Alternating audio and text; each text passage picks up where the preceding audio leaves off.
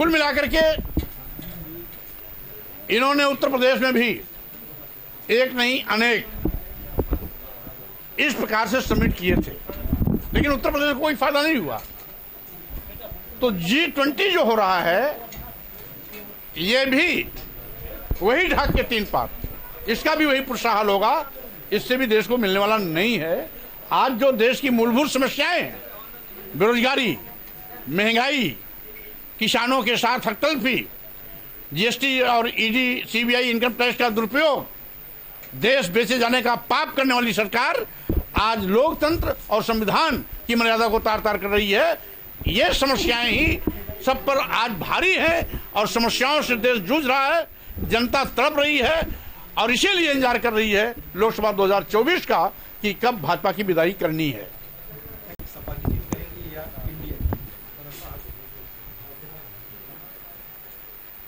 सही मायने में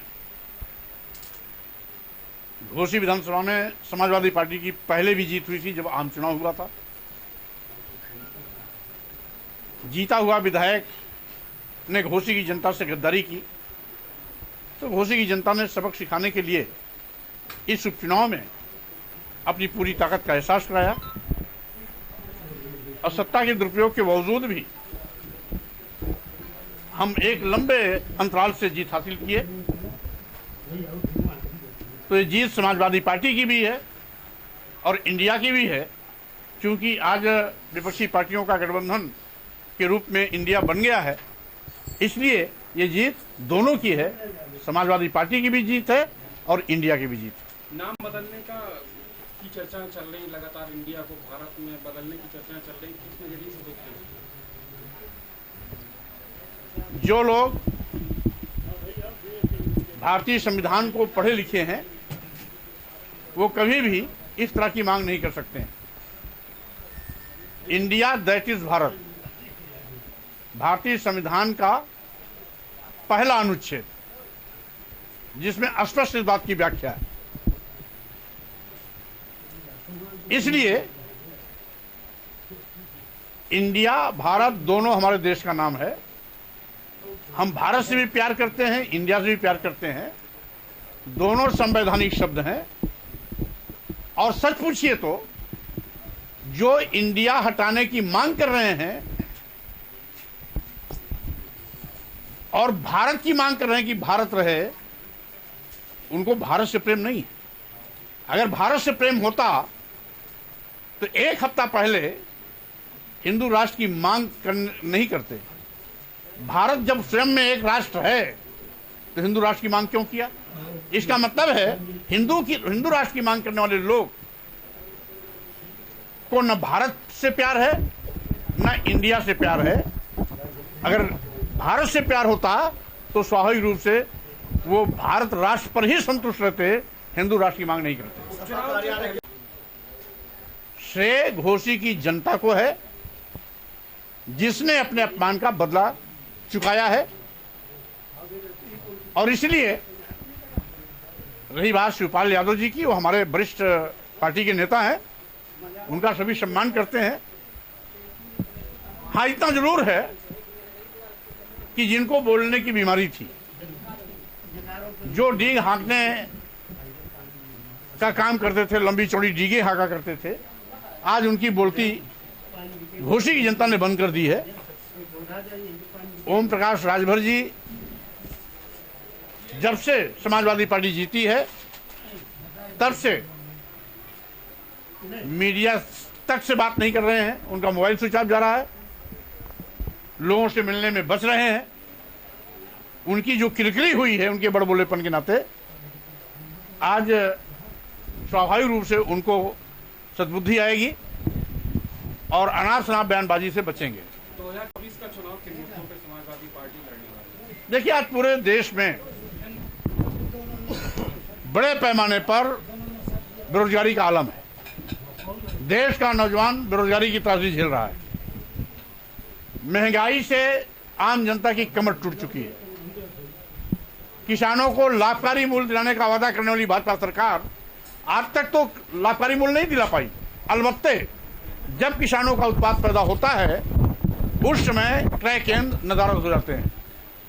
लोगों को अपना उत्पाद औने पौने दामों में बिचौलियों के माध्यम से खरीदना पड़ता है। छुट्टा जानवरों का आतंक अलग से किसानों पर भारी पड़ रहा है। किसानों की फसल को छुट्टा जानवर 100-100, 200-200 की झुंड में आते हैं, चर करके साफ कर देते हैं। छुट्टा जानवरों के मारने से, आपस में लड़ने से, दुर्घटना होने से तमाम चौपहिया गाड़ी, तमाम मोटरसाइकिल, तमाम स्कूटर और तमाम साइकिलें से जो यात्री चलते हैं वो आए गए दिन हताहत हो रहे हैं। प्रतिदिन 10 से लेकर के 15 मौतें केवल इनके मारने से हो रही हैं, या इनके आपस में लड़ने से हो रही हैं, या इनके द्वारा दुर्घटना घटित होने से हो रही हैं। सरकार का इस पर कोई नियंत्रण नहीं हो पाया। यही नहीं, जिन लोगों ने कभी भूल करके भाजपा की सरकार बनाई थी, हमारे मझोले, मध्यम वर्ग और छोटे व्यापारी, उनको भी जीएसटी के माध्यम से आज धन उगाही का शिकार बनाया जा रहा है। अब तो जीएसटी से संबंधित मामले ईडी को सौंप करके व्यापारियों के भी कमर तोड़ने की तैयारी सरकार ने कर ली है। ये पहली ऐसी निकम्मी सरकार है जिसने सरकारी संस्थानों, प्रतिष्ठानों, सरकारी विभागों को उद्योगपतियों के हवाले बेचने का काम पाप किया है।